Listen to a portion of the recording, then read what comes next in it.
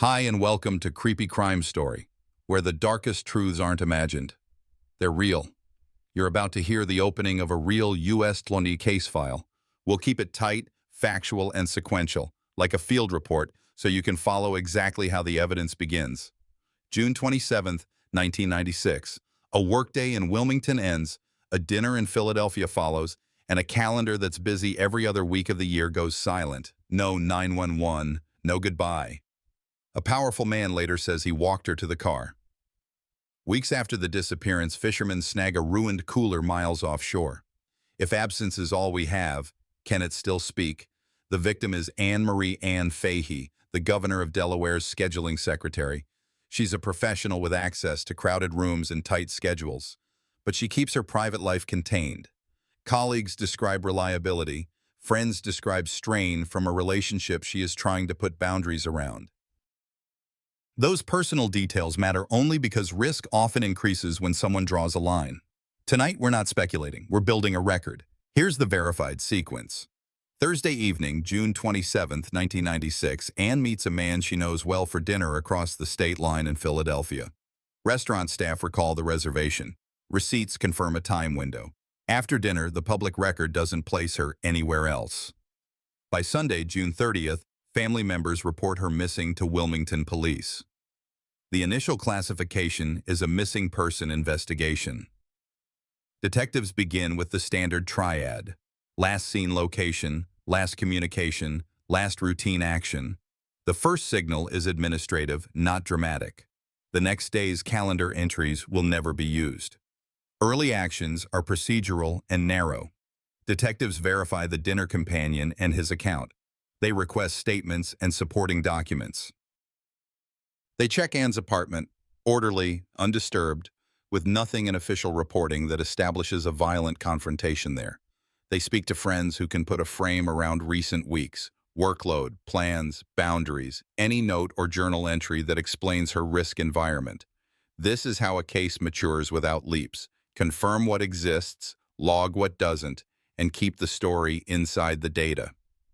The first material hints are mundane and therefore powerful. A planner with appointments that stop. A reservation record with times that bookend the evening. Routine calls, or the lack of them, around the window when people usually check in. None of it proves a crime. All of it proves context.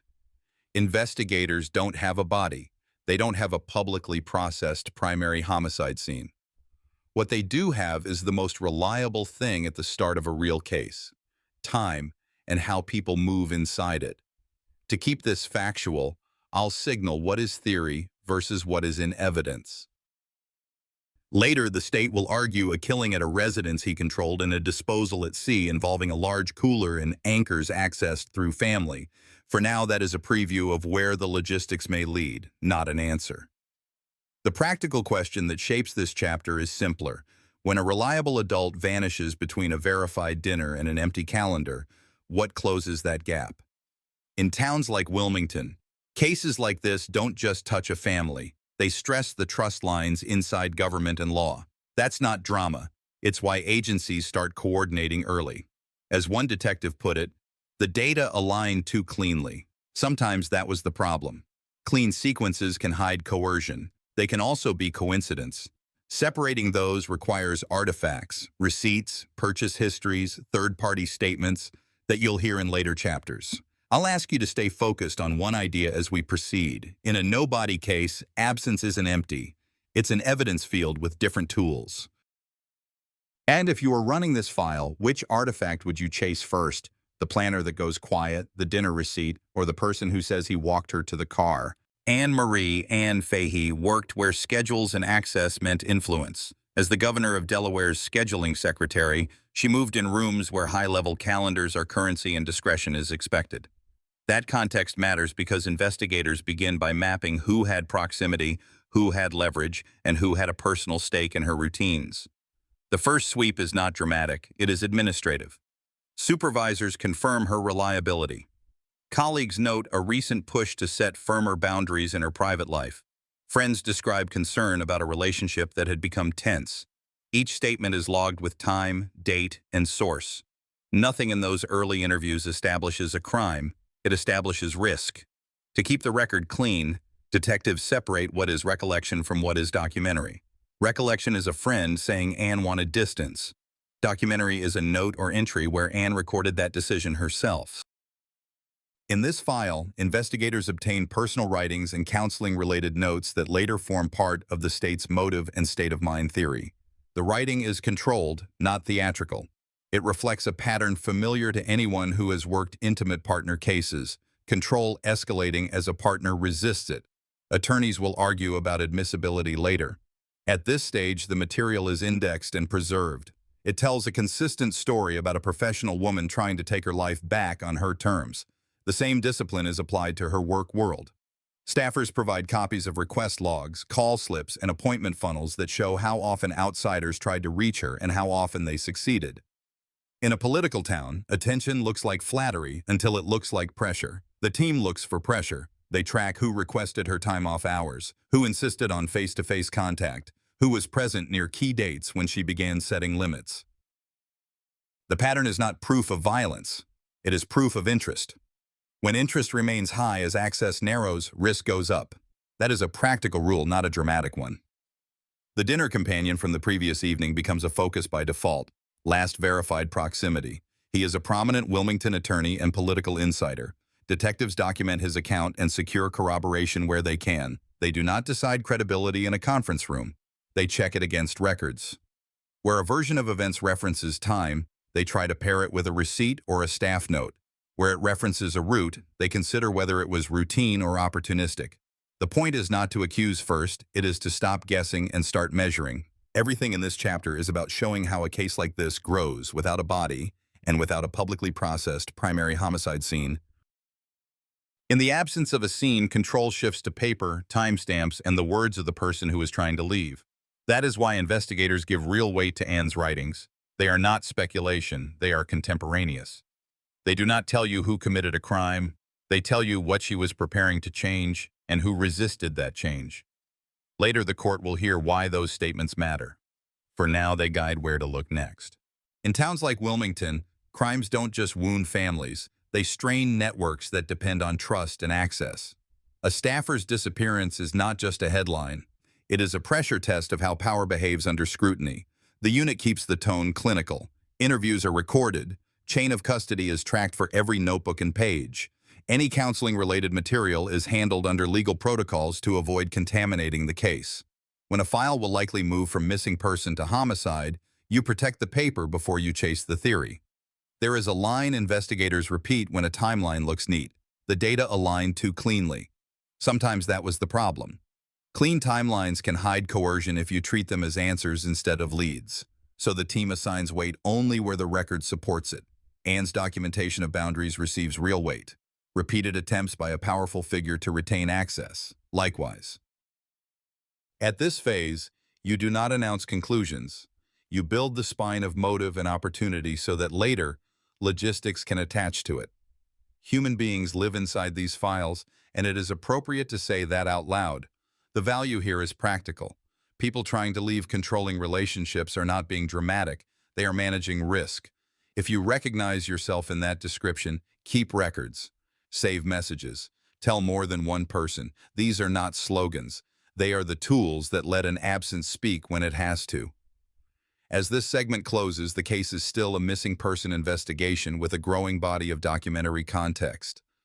The record now shows a credible, recent effort by Anne to end a relationship and hold her boundaries, and it shows continued attention from a well-connected figure who had both access and motive to keep the status quo. The next move is to test whether pre-event purchases and post-event logistics align with that pressure without repeating any of this material. That is where procurement enters the file. By the third day after the report, the file no longer looked like someone who had stepped off the grid. Intake tasks were complete, baseline phone calls were logged, and supervisors in Wilmington had confirmed what everyone already knew about Anne-Marie Ann Fahey. She kept commitments. When a reliable adult with a high-visibility job fails to appear, the first question is routine. Did something ordinary interrupt her schedule?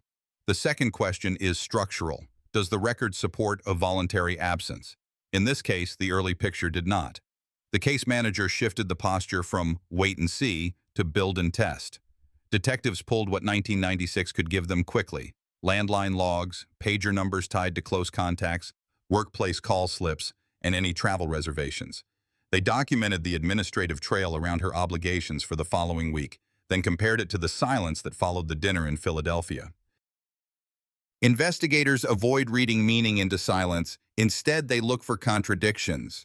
If a person planned travel, there will be records.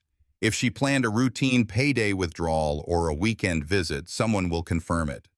The absence of those markers did not prove a crime, but it pushed the team to widen its radius. Wilmington detectives coordinated with Philadelphia for the last verified public contact. Restaurant staff were interviewed. Receipt data defined the window. That handed the team a narrow time box to test any alibi claim against external points. Traffic cams were available in 1996, toll transactions, hotel logs, and human recall from businesses along a likely route. Nothing dramatic surfaced in those first passes. What mattered was the discipline. Every statement about timing was paired with something objective, or it was marked unresolved. Her apartment remained a reference point, not a scene. The walkthrough was documented, photographed, and left alone. Nothing in the public record establishes a violent confrontation there, and the unit treated it that way: orderly, secured, and not the basis for conclusions. Without a body and without a publicly processed primary homicide scene, investigators had to let paper do the heavy lifting. Access patterns at work took on a new importance. Staff furnished request logs that showed who was pushing for FaceTime and how often those requests fell outside normal channels. The team flagged repeated after-hours outreach by a well-connected Wilmington attorney, the same man identified as Ann's dinner companion. He was not labeled a suspect. He was given the only label that matters this early: last verified proximity. His account of the evening was recorded and then tested against the window supplied by the restaurant. Detectives pulled for corroboration and mapped his version onto fixed points: reservation time, server notes, and departure estimates. Grand jury tools were brought in because the case needed reach. Subpoena power can convert a theory into an artifact. Over the next months, the panel compelled records that would never be voluntary in a sensitive, high-profile circle: purchase histories, storage rentals, marine-related paperwork, and firearm transactions linked to associates. Each production was logged under chain of custody, cross-referenced by date, and stored for forensic accounting. The goal wasn't to make the paperwork fit a story, it was to see whether a story was already written in the paperwork. The state also looked for what's called post-event conduct. Change is common when someone is covering a crime: disposal efforts, abrupt replacement of household items, irregular cleaning or repairs, unusual cash use, and attempts to manage other people's statements. Investigators are careful with that category. People buy things, fix things, and clean things for innocent reasons every day. But when the timing of those actions lines up against a last-seen window and a missing person report, they warrant a closer look. In this file, the dates became as important as the items. Because of the political environment, a communications plan ran alongside the evidence plan. The goal was to keep the process clean: no leaks that could taint witnesses, no press cycle that could force premature commitments. Friends and family were encouraged to continue cooperating without broadcasting specifics. Cases like this will always draw attention.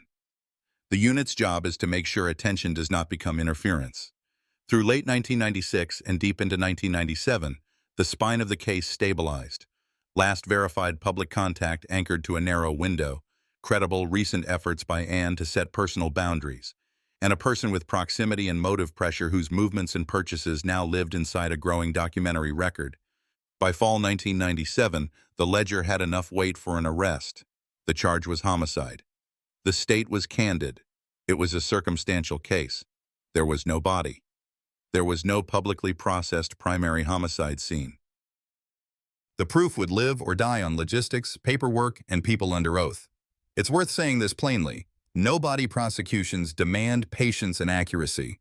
You cannot fill gaps with emotion, and you cannot skip steps because the victim deserves speed. The most respectful thing investigators can do for a missing person is to make a file that stands up in a courtroom years later. That means you test memories against receipts, you test explanations against dates, and you document everything you cannot prove either way. There's a human edge to that kind of work. Families want certainty. Communities want safety. In towns like Wilmington, crimes don't just upset daily life. They test whether influence can bend process. The answer has to be no.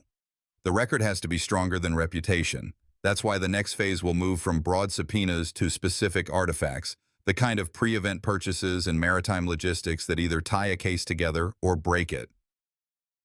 The data align too cleanly. Sometimes that was the problem. The only solution is more data, not louder conclusions. As we close this segment, the transition is complete. What started as a missing person report now stands as a major case built on objective markers and sworn processes. The next step is procurement. Items acquired well before June 27th that will matter later, not because they are dramatic, but because dates don't lie. When a missing person case hardens into a homicide investigation without a body or a processed primary scene, you move from people to objects. The point is not drama, it's chronology. Investigators needed to know whether any significant item was acquired in the weeks before June 27, 1996, that could later explain logistics no one wanted to imagine.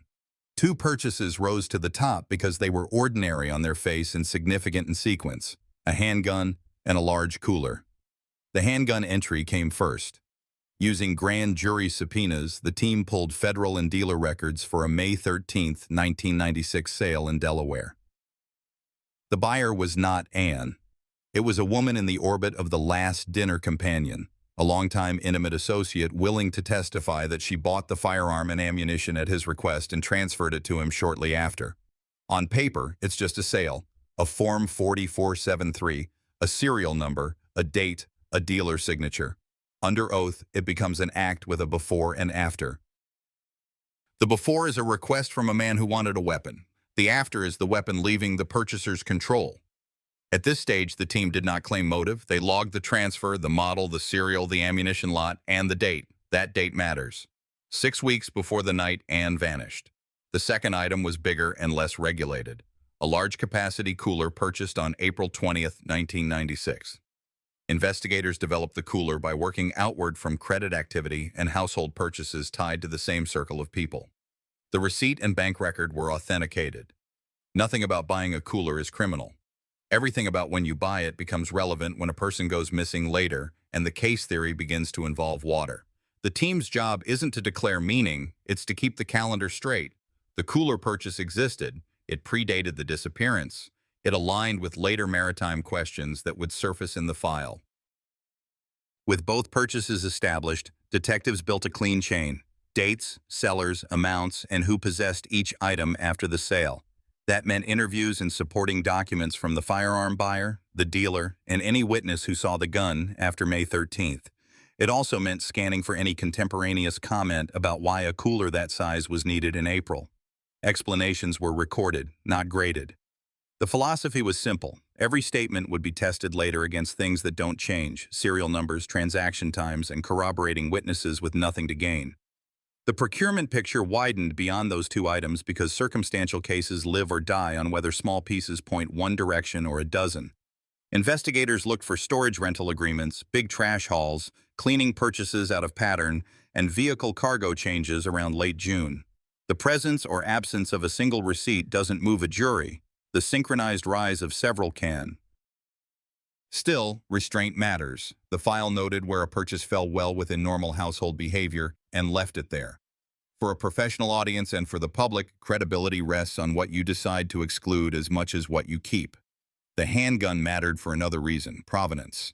A weapon introduced through a third party avoids a direct paper trail to the person now under scrutiny.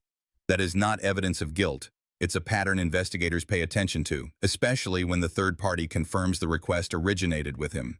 In depositions and later testimony, that associate described the purchase, the transfer, and the absence of the gun from her possession afterward. The team matched her account to the dealer's log and federal forms. The alignment was tight. Tight alignments are useful, but they also demand caution. The question wasn't, does a gun exist? It was, does this gun connect to acts we can prove? With no body and no recovered projectile or casings linked through ballistics, the firearm's value remains circumstantial. Potential means, not confirmed method. The cooler demanded a different kind of diligence. Investigators reconstructed where it was bought, how it could be moved, and whether any witness saw it in use between April and early July 1996. They also documented who in the subject's circle had regular access to a boat, who handled anchors, and whether anchors were accounted for at sale. Those logistics belong to the next section, but they explain why the cooler is introduced here, once, as procurement rather than outcome. The case would later feature a recovered perforated cooler pulled by fishermen miles offshore, a public touchstone that reinforced a theory but did not produce a body. The April purchase is the quiet counterpoint to that later image, a date stamp with no opinion attached. For viewers who track criminal process, this is the turning point where paper starts describing capacity. Getting a gun in mid-May proves a person could arm themselves. Acquiring a large cooler in April shows they could transport or store bulky items in late spring. Neither proves a homicide. Together, they answer a core procedural question. If someone intended to control a situation on June 27th and hide evidence after, did they already have the tools? The state would later say yes. The defense would dispute intent and use. The file here simply shows that the tools were acquired by date and by hand. There's a human dimension to this, and we can acknowledge it without turning the case into commentary. People buy coolers for vacations. People buy guns for sport or protection. Innocent reasons exist for both. That's why the calendar is everything. When procurement clusters near a disappearance, it demands scrutiny. When it doesn't, it deserves to fade. In Anne's case, the weeks before late June show a concentration of purchases that investigators could verify independently. The buyers could be identified. The items could be traced. That's what gave the grand jury confidence to keep going. As we close this segment, the paper-plastic-metal layer is locked down. A firearm funneled through an associate to the man with last proximity access, and a high-capacity cooler paid for in April. No speculation attached, no conclusions drawn here. The next step tests whether maritime access and missing anchors match the existence of that cooler in the timeline that followed. In a real investigation, this is where capacity has to meet opportunity. When the paperwork started to point toward water, detectives shifted from homes and offices to docks and marinas. The aim was narrow: confirm who had lawful access to a boat in late June 1996, who handled anchors, and whether any waterborne trip could overlap the days immediately after Anne-Marie Ann Fahey disappeared. Ownership records identified a vessel inside the subject's family. Registration, insurance, and slip payments established that the boat was in use that season and readily available. This wasn't a rumor check, it was a chain of access check. If capacity had been established on paper in the last section, opportunity now lived at the shoreline. Marina staff and service shops were contacted to verify movement.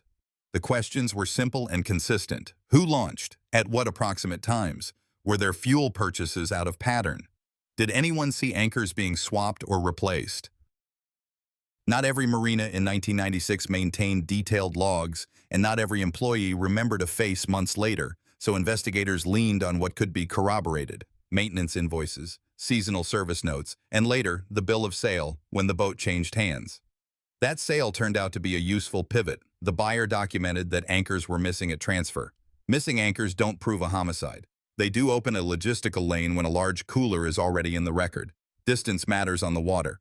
The state consulted tide and drift information for the weeks after June 27th to understand what an object would do if it went overboard along common routes. Search efforts never produced a body. The ocean is broad and unforgiving. Still, one recovery surfaced from the same window of time: a compromised cooler pulled up by fishermen miles offshore. They did not know anything about a missing scheduling secretary when they found it. They did what working crews do: set it aside, made their living, and moved on. Only after the investigation matured did that cooler's existence enter the case file and, eventually, federal custody. A recovered cooler is not a body.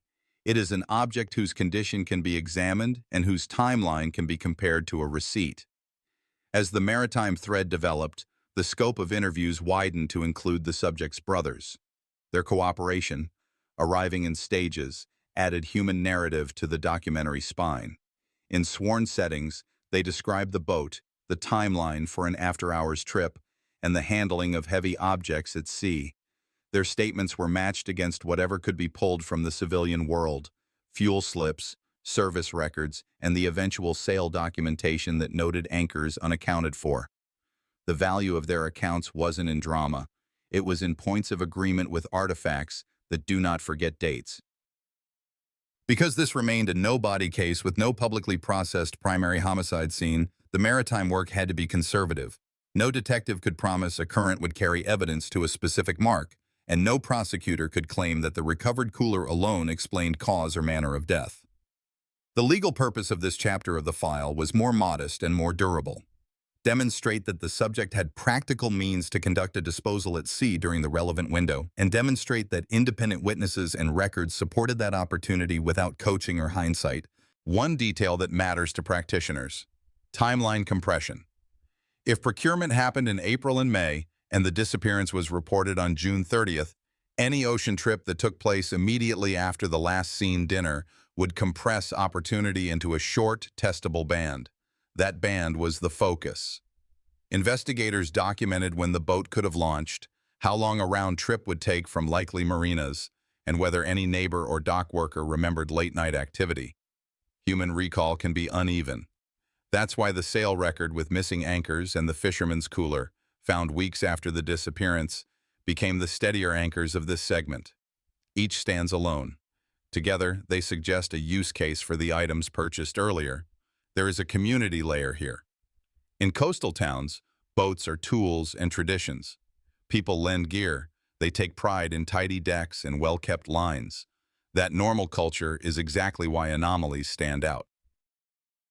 When anchors aren't where they should be, when a large capacity cooler is found damaged offshore, when family members begin to confirm a night ride that doesn't square with ordinary fishing or cruising, the pattern becomes visible without theatrics.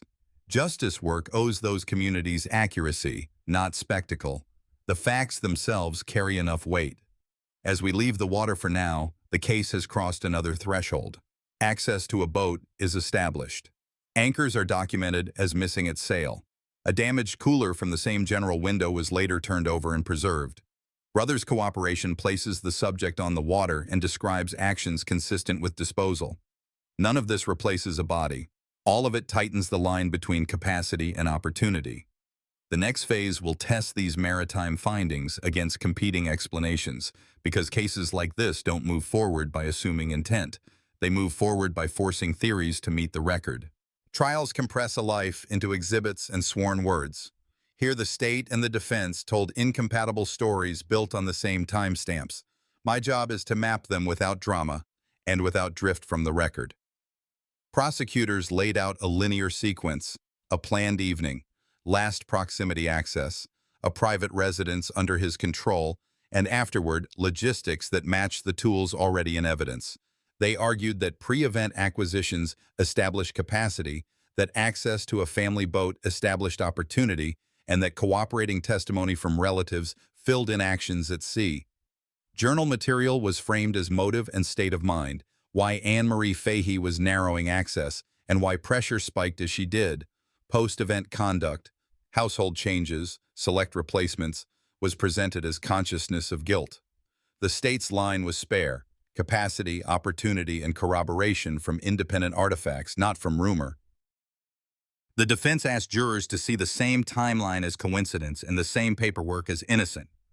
They emphasized that no body was recovered and no publicly processed primary homicide scene exists. They challenged the strength of inferences drawn from a cooler found offshore and from anchors reported missing at sail, calling those items ambiguous at best. They highlighted that a firearm introduced through an associate proves possession, not use, and that no ballistics tied any projectile to a victim. They attacked credibility, particularly of family members who cooperated, suggesting self-interest and inconsistent memory. In their telling, explanations for late-night activity were mundane.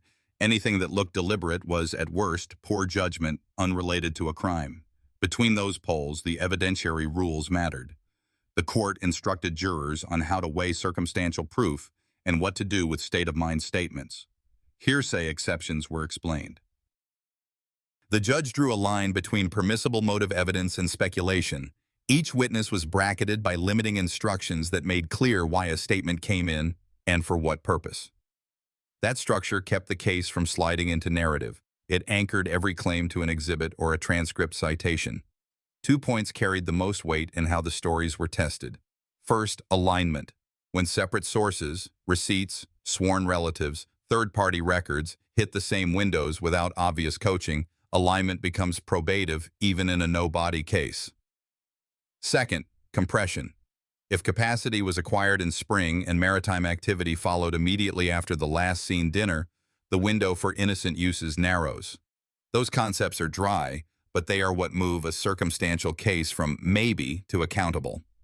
I'll say this plainly as your guide. Juries don't count adjectives, they count corroboration. If an explanation changes each time a new record appears, credibility drops. If a theory survives new records without revision, credibility rises. That's why both sides fought over dates more than they fought over emotion. Dates do not take sides. This section is not the verdict. It's the fork in the road, where jurors had to decide which story could live inside the evidence without stretching it. In towns like Wilmington, crimes aren't just headlines. They test whether influence can survive scrutiny. The only fair answer is to let the record speak louder than reputations. Courtrooms strip stories down to what can lawfully be heard. In this case, jurors saw a carefully fenced set of exhibits and testimonies, each admitted for a specific purpose, and nothing more. The judge walked them through rules on circumstantial proof, hearsay exceptions for state of mind, and limiting instructions that prevented speculation from masquerading as fact. What came in was a record, not a rumor. Document custodians authenticated the paper spine, dated transactions, service and sale records, and the time markers you've already heard about. The state did not replay them in long form. It used them as anchors while witnesses testified. A therapist-friend pathway established that Anne Marie Fahey had been working to set firmer personal boundaries in the weeks before she vanished, admitted to show her state of mind, not to prove anyone's character. The court instructed the jury on that difference in plain terms. 2 relatives of the subject took the stand. Under oath, they described access to a family boat and late-hour activity on the water within the narrow window after the last verified dinner. Their accounts were tested against independent items already in evidence, and the judge cautioned jurors to weigh credibility in light of any self-interest. The defense pressed hard on memory and motive. The point of cross wasn't spectacle, it was to find the seams. Jurors were reminded that if a witness's detail changed with new documents, weight could drop. If it stayed consistent across time and against records, weight could rise. A longtime intimate associate, separate from the victim, testified about purchasing a handgun at the subject's request weeks before June 27th and relinquishing it. The dealer's log and federal forms matched the date and serial, which is why the testimony and the documents traveled together. The court was explicit. This showed possession and capacity, not use. No body was recovered. No publicly processed primary homicide scene existed. No ballistic match tied a projectile to a victim because there was no autopsy to compare. Jurors had to evaluate whether pre-event capacity, post-event logistics, and sworn human accounts formed a chain that excluded innocent explanations. The defense case reminded the panel of what was missing: no body, no direct forensic scene, and household changes that could be ordinary. They offered alternative readings of the same paper. They questioned why independent recollections came later and whether alignment was the product of pressure rather than truth. The judge's instructions mattered here as much as any witness. Circumstantial evidence is not less than. It becomes persuasive when independent pieces converge without coaching. From the gallery, what stood out was the discipline. Each side stayed inside the rules. Each asked jurors to do the same. Trials like this don't turn on adjectives. They turn on whether exhibits and testimony can live side by side without contradiction. That is the only honest way to respect a victim in a no-body case. Let the record carry the weight. The jury reached its decision in January 1999. After weeks of exhibits and sworn testimony, they found Thomas Capano guilty of first-degree murder for the disappearance and death of Anne Marie Ann Fahey. This was a no-body conviction. No recovered remains, no publicly processed primary homicide scene, only a precise timeline, corroborated procurement, maritime access, and statements that held together under cross. The court moved into the penalty phase and imposed death. The record at that point was final for trial-level purposes. Guilt proved beyond a reasonable doubt. The case did not end there. Appellate review reshaped the sentence, not the verdict.